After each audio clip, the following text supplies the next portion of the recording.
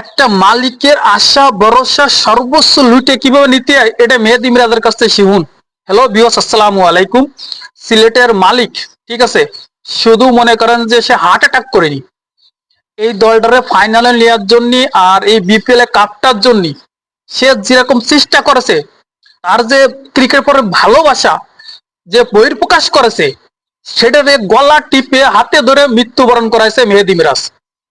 ঠিক আছে, আপনারা স্টাডে ম্যাচটা তো দেখছেন, একদম সিম্পল ম্যাচ।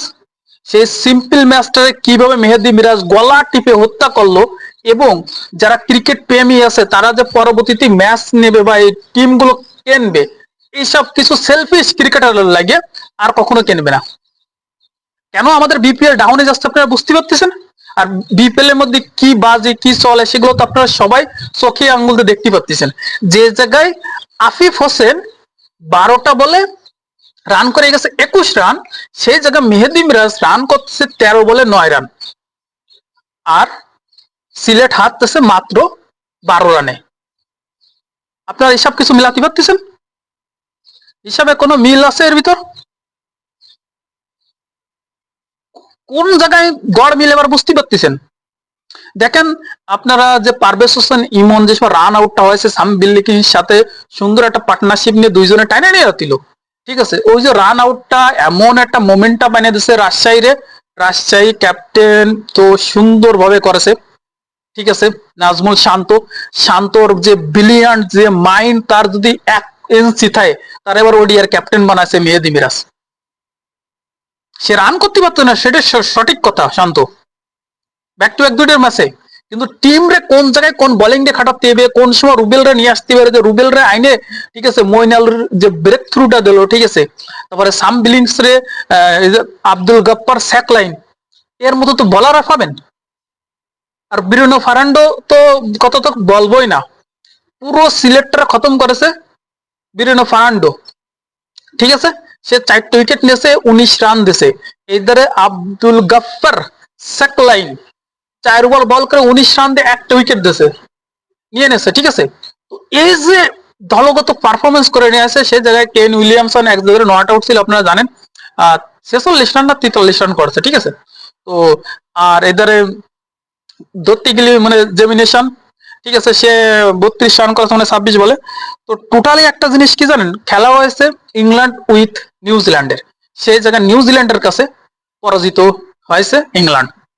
কারণ ইংল্যান্ডের Moeen Ali, Sam Billings, Chris ওয়ার্কও 10 বল খেলে 15 রান করেছে। সে যেটুক পারে, সে not as a perfect batsman, সে allrounder, bowling allrounder, not batting allrounder.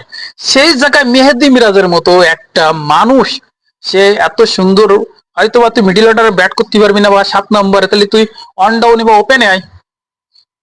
Middle অর্ডারে খেলা পারভেজ হোসেন ইমনরে দিয়ে হাতে জোর নেই, সে সময় শট দিতে পারতেছিস না, সে তো মিডিল অর্ডারে ভালো খেলছিল। যে সময় রান দরকার, 30 বলে 47 রান, এই ম্যাচ যদি বের না করতে পারে তো ফাইনালে যাবে কিভাবে? তাহলে সেই সিলেটের মালিক কি জন্য না কি জন্য সে পদত্যাগ করবে? সে কালকে কান্তি কান্তি পদত্যাগ করেছে যে আমি সিলেটেতে আজকে পদত্যাগ করলাম। সে একটা স্বপ্ন নিয়ে আইছিল, তার সিলেটবাসীরা একটা কাপ উপহার দেবে, ঠিক আছে, কিন্তু মেহেদী মিরাজ তার ঘুমটা কাড়িয়ে নেছে, একদম ক্রাইম। ভাই তুই পারবি না, তাহলে 13টা বল খাওয়ার কি দরকার? অল আউট তো হয়নি।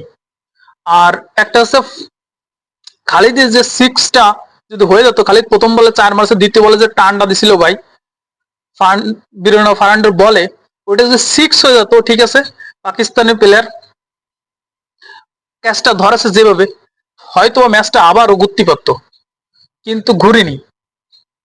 ফারহান একাই 5টা ক্যাচ নেছে, আর যেভাবে আনবিলিভেবল ফিল্ডিং করেছে তা এটা প্রাপ্য ছিল, ঠিক আছে, রাজশাহীর জন্য।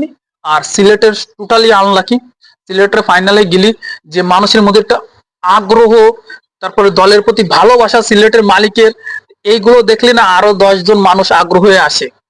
আর এরাই খেলোয়াড়রা যদি তাদের মন ভাঙে দেয়, ঠিক আছে, টাকাটা বড় কথা না, বড় মেটার না, মেটারটা কাপ, সেটা যদি যখন না পাওয়া হয় না, তখন ইজ্জত নিয়ে সবাই এইভাবে ফিরে চলে যায়, ঠিক আছে।